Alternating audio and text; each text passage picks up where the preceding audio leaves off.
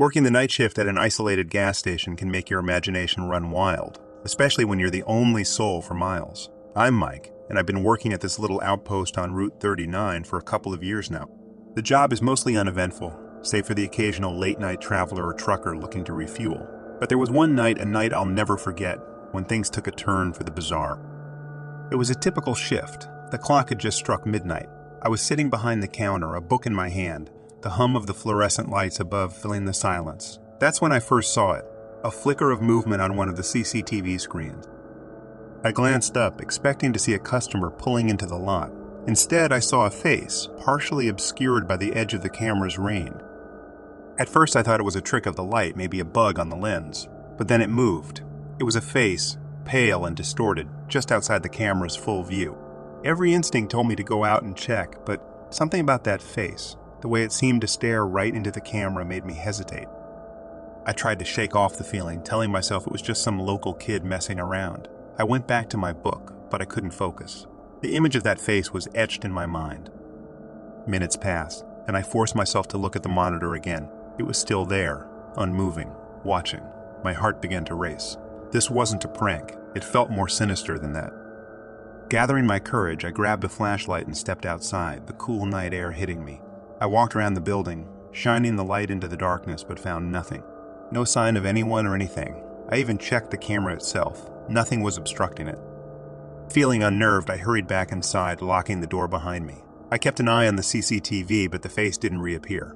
I tried to convince myself that it was just my imagination, a result of too many hours in a quiet, lonely gas station. But as the hours crept by, a sense of unease grew within me. I couldn't shake the feeling of being watched. The night wore on, and I found myself jumping at every little sound. Then, around 3 a.m., it happened again. The face appeared on another camera, this time closer to the front door. It was clearer now, its features gaunt, its eyes hollow and dark. It didn't move. It just stared into the camera, into me. Panic set in. I knew I had to do something. I called the police, my voice trembling as I explained what I was seeing. They said they'd send a patrol car, but it would take time. We were out in the middle of nowhere, after all. I hung up and watched the monitors, praying for the face to disappear. But it remained, its gaze never leaving the camera. The feeling of helplessness was overwhelming. I was trapped, alone, with whatever was lurking outside. The minutes until the police arrived felt like hours. I kept watching the cameras, but the face stayed there, unblinking, until the sound of a car pulling into the lot broke the silence. I've never felt more relieved than when I saw the police cruiser. I rushed outside to meet them, babbling about the face on the cameras. But when we checked the footage, it was gone. The camera showed nothing but the empty night. The officers searched the area but found no one. They suggested it might have been a technical glitch, or maybe I dozed off and had a nightmare. But I know what I saw. It was real as anything I've ever experienced. The rest of the night passed without incident, but the fear lingered. When my shift finally ended, I left the station feeling shaken, questioning everything. The drive home was a blur, my mind replaying the events over and over. I still work at the gas station, but I'm not the same. Every shift, I watch the monitors with a sense of dread, half expecting to see that face again. But it hasn't reappeared. Maybe it was just a one-time occurrence, a figment of the night playing tricks on me. But sometimes when I'm alone in the station, I can't shake the feeling that something is watching me, waiting just out of sight. The memory of that face, those hollow eyes, haunts me.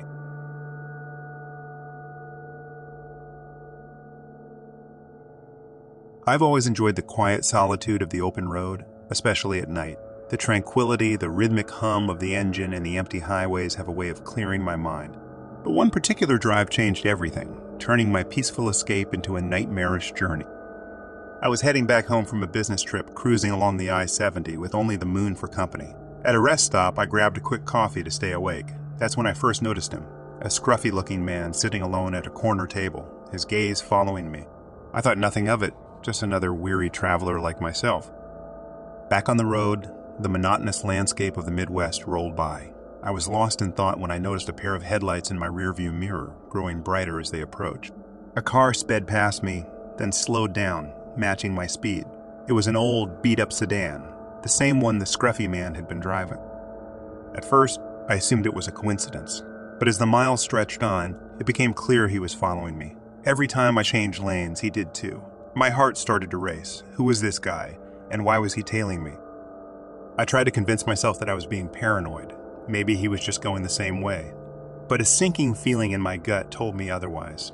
I decided to test my theory by taking a sudden exit. Sure enough, the sedan followed. Panic set in. I didn't know what this man wanted, but I knew I had to lose him. I accelerated, weaving through the sparse late-night traffic, hoping to put some distance between us. But he kept up, relentless in his pursuit. The next few hours were a blur of fear and adrenaline. I took random exits, drove through small towns, even doubled back on my route, but nothing shook him off. It was like he was glued to my tail, a persistent shadow in the night. I considered calling the police, but I was in the middle of nowhere, miles from any town. My phone signal was weak, and I wasn't sure if the call would go through. I felt utterly alone, hunted on this endless road. As dawn approached, my fuel light came on, a glaring reminder that I couldn't keep this up forever. I had to think of something fast. Spotting a gas station ahead, I pulled in, my heart pounding. The sedan followed, parking just a few spots away. I locked the doors and watched as the man got out of his car. He didn't come towards me. He just stood there, staring. His face was expressionless, his eyes cold and unreadable. It was like he was playing a twisted game, enjoying the fear he was instilling in me. Time seemed to stand still as we sat there, watching each other. I didn't dare get out of the car, didn't dare turn my back on him. The standoff continued until finally, he got back into his sedan and drove off.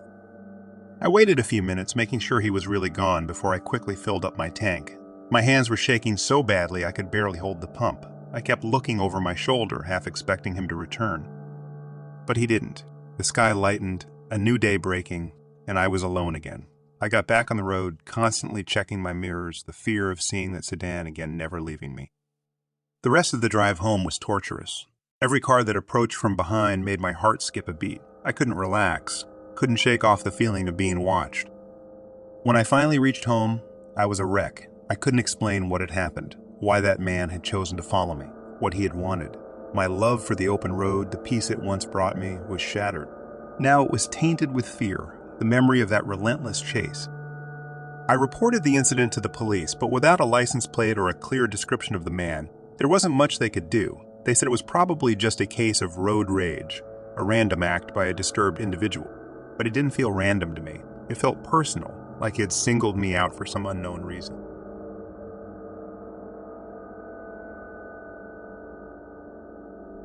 At about 3 a.m. one night, I had a woman come in, insanely skinny, blonde, thinning hair, and wearing what looked like pajamas. Nothing really out of the ordinary about her, so I only really glanced up as I buzzed her in, called out a quick greeting, and went back to cleaning. After about 2 to 3 minutes, though, I look up, and she is standing about 4 feet from the counter, just staring at me. Completely blank, unwavering kind of stare. It startled me a little, and I asked her if I could help her with anything. But she didn't reply, and just continued to stare. She eventually began looking around the store, but she didn't take her eyes off me the entire time, even walking backwards at some point so she wouldn't break eye contact. After she grabs some things, she comes back to the counter, still staring but also muttering something under her breath. It was really hard to hear what she was saying, but I managed to make out a brand of smokes after getting her to repeat it several times. I get them for her, scan all her things, and she pays. Eyes still locked on me and showing no emotion at all. It was getting pretty unnerving at this point, and I was looking forward to getting her out the door. As I'm handing over her change, though, she suddenly smiles, which would ease the tension if she didn't also start to laugh. It was a really raspy laugh, kind of a cross between that croaky noise the Grudge makes and a typical witch's laugh. Kind of a cackle, I guess. I tried not to react too much and told her to have a good night, and took a few steps back from the counter. We were both kind of frozen, her laughing and me having no idea what to do. She continued her cackling and staring for a few minutes and then left, walking backwards again so she could keep looking at me. I felt really freaked out at that point, but figured she was probably just drunk or high or just had some stuff going on. She was outside now and had wandered off, so I went back to cleaning and tried to shake the whole moment off. I was out in the store mopping about an hour later when I heard a thud against the window. The whole front of our store is just glass panels, and the noise came from right beside me. I looked up, and this damn woman is back. Her hand is pushed up against the window, and she is laughing again. I could just hear it as I was so close to the door. I must have really jumped at the sight of her because she seemed to get a kick out of it, laughing even more and smacking her hand on the window repeatedly. I thought, screw the mopping, and went back behind the counter. I ended up staying in the back room, where all of our security screens are, and waiting for her to leave. It took around 45 minutes for her to clear off, the whole time just banging on the window and I assume still laughing. I'm really glad our doors are locked overnight because I wouldn't have liked to have been on the same side of the counter as her. I'm not sure what her deal was, and I doubt she posed any real threat, but dang, it really freaked me out. I've seen her a few times since then, just wandering past on the footpath outside, but she has never come in or hung around again.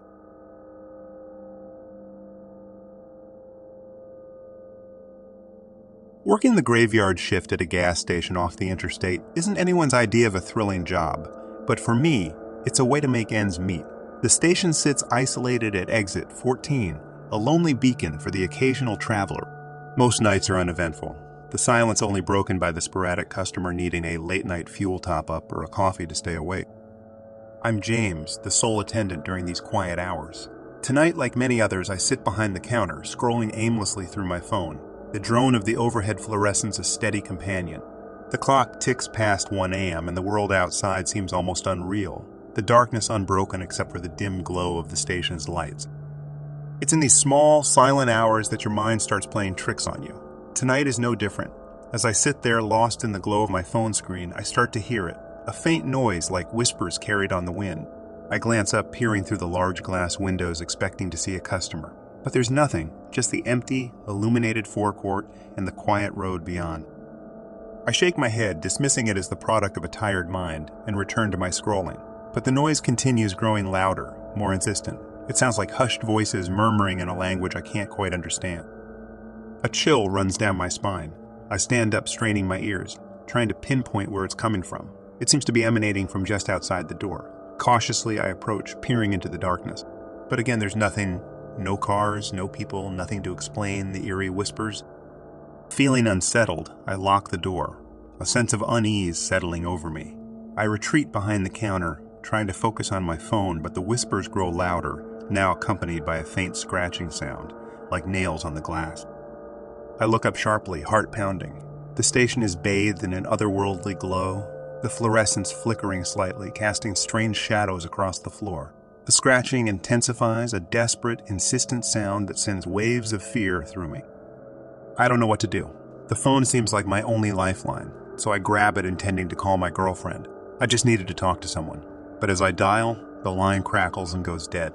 My only connection to the outside world was severed. Panic sets in. I'm truly alone, cut off from anyone who can help. The scratching at the door continues, more frantic now. I back away, my mind racing. What or who could be out there? Then, as suddenly as it started, the noise stops. The silence is deafening, oppressive. I wait, holding my breath, but there's nothing. No sound, no movement, nothing to indicate what just happened. Hours pass, each minute stretching into an eternity. I'm too afraid to move, too terrified to even think about what might be lurking outside. The gas station, once a place of mundane routine, has become a prison, trapping me with my fears. The first light of dawn filters through the windows, casting a pale light on the forecourt. As the sun rises, the world outside comes back into focus, the eerie events of the night fading like a bad dream. But the relief is short-lived. As I muster the courage to unlock the door and step outside, I see it. On the glass door, there are scratches deep and deliberate, as if something or someone was trying to get in. I look around, but there's no sign of anyone. The interstate is quiet, the world waking up to a new day. But the scratches on the door are a stark reminder of the night's terror, a physical proof that it wasn't just my imagination. I finish my shift in a daze, my mind numb with fear and confusion. I tell my boss about the night, show him the scratches on the door. He's skeptical, suggesting it was just some kids playing a prank. But I know it was something more, something unexplainable and terrifying.